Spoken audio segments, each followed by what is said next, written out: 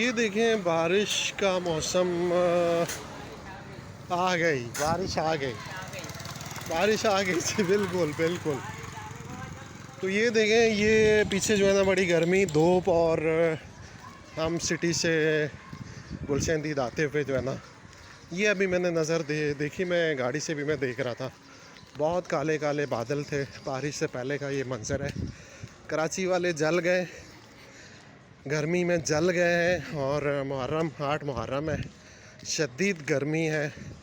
और बारिश, मानसून की बारिशें किधर गई जिसके बारे में प्रेडिक्शन की गई थी, मेरे ख़्याल में वो प्रेडिक्शन आज पूरी हो रही है।